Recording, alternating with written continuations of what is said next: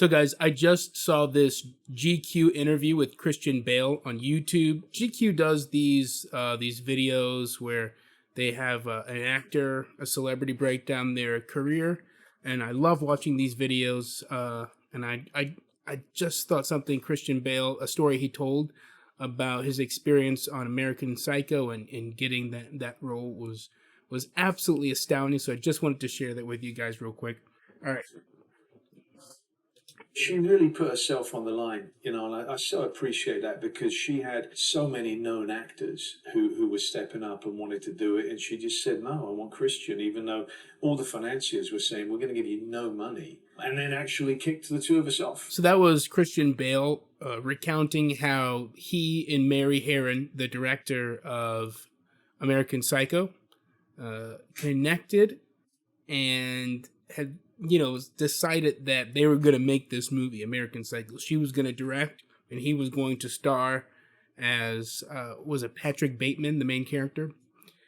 And the studio said, no, he doesn't have a name. We're not going to finance that. We're not going to give you the money. We have money. We have packaged deals. If you take this actor, you get this package. If you take this actor, you get this package. You get this amount of money. And that amount of money is based on market research and the amount of expected box office based on that actor's career, that actor's previous movies, so on and so forth. This is market-backed research. He doesn't have any big box office successes. When he was a kid, sure, but not in recent years, and so there's no data to suggest that he's going to be able to carry a movie like this. Our agents at the time forgot to do was to include us in the package, and so we raised the money, and then they said, right, the two of you, bye-bye. But I went a little bit psycho myself in that I just said, no, I'm still making the film.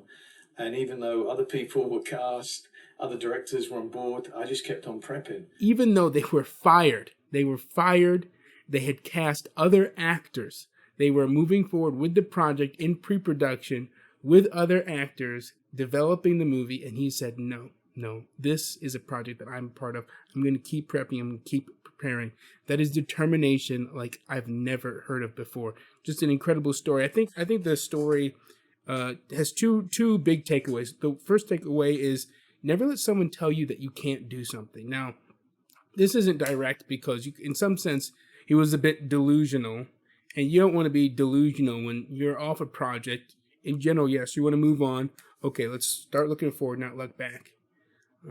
But I still think this is a good takeaway. Never let someone tell you that you can't do something, because it wasn't everybody who said you can't do it.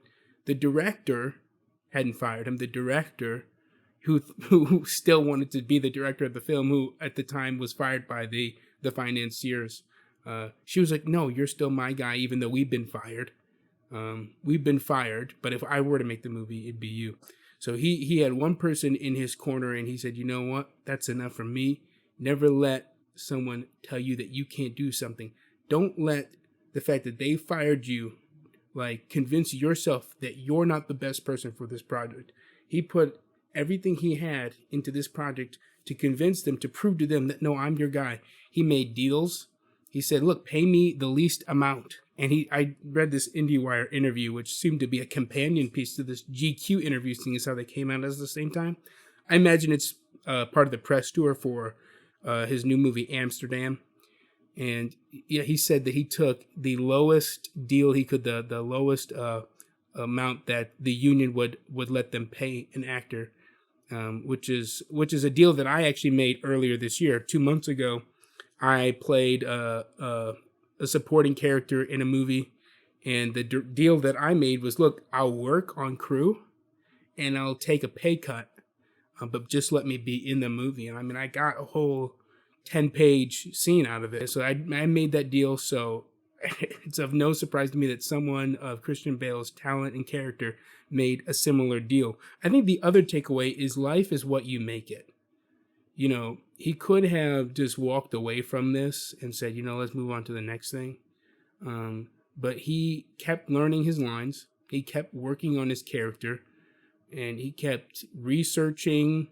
He said he went to office buildings to learn that environment. He said he kept rereading the book that the screenplay was based off of.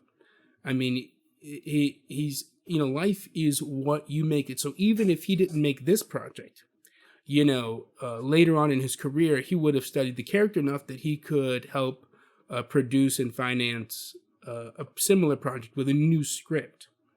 And so life is what you make it. He could have just said, you know, we might not make this movie, but we're going to make a movie with this character off of this book.